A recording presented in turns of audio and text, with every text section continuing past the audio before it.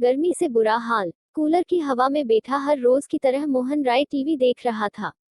तभी मोबाइल की घंटी बजी। फोन रमेश के ससुराल से था।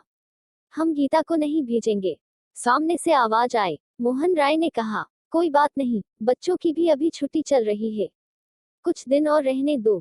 समधी जी ने कहा, हम उसे अब कभी नहीं भेजेंगे। मोहन राय ने कहा, क्या हो गया, अभी तो खुशी खुशी गई थी बहू यहाँ से। समधन जी ने कहा, वो तो खुश है, लेकिन हम खुश नहीं है। आप तो हमारी बेटी को ले गए, अब हमारा ध्यान कौन रखेगा। मोहन राय ने कहा, मैं कुछ समझा नहीं। समधन जी ने कहा, समझाना समझना कुछ नहीं है, गर्मी बहुत है, हमें सी चाहिए, वरना अपनी बहू को भूल जाओ। और फोन कट गया। मोहन राय के पैरों तले जमीन खिसक गई थी, उसे कुछ समझ नहीं आ रहा था। मोहन राय ने रमेश को आवाज लगाई, बहू के साथ कुछ झगड़ा हुआ था क्या। रमेश बोला, नहीं तो, वो तो बहुत खुशी से जा रही थी, बहुत दिनों बाद अपने मम्मी पापा से जो मिलने वाली थी।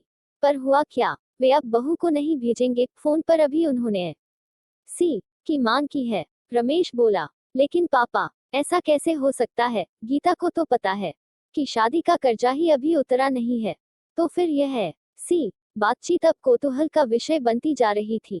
रमेश की मां, जो काफी देर से रसोई से उनकी बातों को आटे की पिटाई करते हुए सुन रही थी।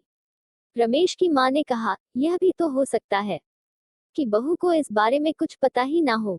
क्या हुआ दादू, रमेश की छोटी बेटी ने कहा। तुम अभी छोटी हो, तुम नहीं समझोगी, रमेश ने उसे टोकते हुए कहा। क्यों नहीं समझूंगी, मुझे पता है। आप लोग दहेज की बात कर रहे हैं, मैंने अपनी हिंदी की किताब में पढ़ा था दहेज के बारे में। शादी के समय वर पक्ष द्वारा वधू पक्ष से किए गए उपहार की मांग को ही दहेज कहते हैं। दहेज की परिभाषा देकर छोटी ने अपने बड़े हो जाने का प्रमाण तो दिया, लेकिन इस शब्द की गहराई से वो बिल्कुल अनजान थी। लेकिन दादू, ये प्रथा तो कब से बंद हो गई, और वैसे भी दहेज तो लड़के वाले मांगते हैं ना। तो फिर नाना जी हमसे क्यों मांग रहे हैं, छोटी ने कहा। बोलो ना दादू, छोटी ने फिर कहा। बात तब की है बेटा, जब भारत सोने की चिड़िया था। लोग इतने धनवान थे कि शादियों में दिल खोल कर खर्चा करते थे और बड़े बड़े उपहार देते थे। समय के साथ भारत सोने की चिड़िया तो नहीं रहा, पर उपहार देना एक प्रथा बन गई और धीरे धीरे यह प्रथा सिर्फ लड़की वालों के लिए रह गई। लोग अब शादी के लिए बड़े बड़े उपहारों की मांग करने लगे और जन्म हुआ दहेज प्रथा का। समय के साथ दहेज ने अपना भयानक रूप दिखाया और जो लोग दहेज देने में सक्षम नहीं थे, वे लड़कियों को बोझ समझने लगे।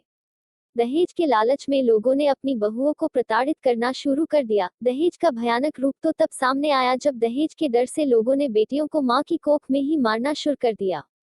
धीरे धीरे लड़कियों की संख्या लड़कों के मुकाबले कम होने लगी। लड़कियों ने भी अपने अस्तित्व को बचाने के लिए जी तोड़ मेहनत करना शुरू किया।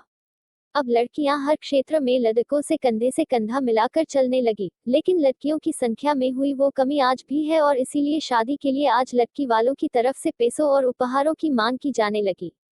और तब दहेज का एक दूसरा रूप सामने आया। एक प्रथा ही दूसरी प्रथा को जन्म देती है। फंडा यह है कि किसी प्रथा को खत्म करने की बजाय उसके सही और गलत पहलू की ओर ध्यान दिया जाए। तभी दरवाजे की घंटी बजी।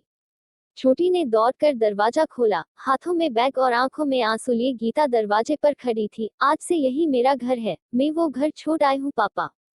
जो मेरा सौदा करे वो मेरे माँ बाप नहीं हो सकते, गीता ने रमेश की तरफ देखते हुए कहा। रमेश की आंखें भर आई, उसने दौड़कर गीता को गले से लगा लिया।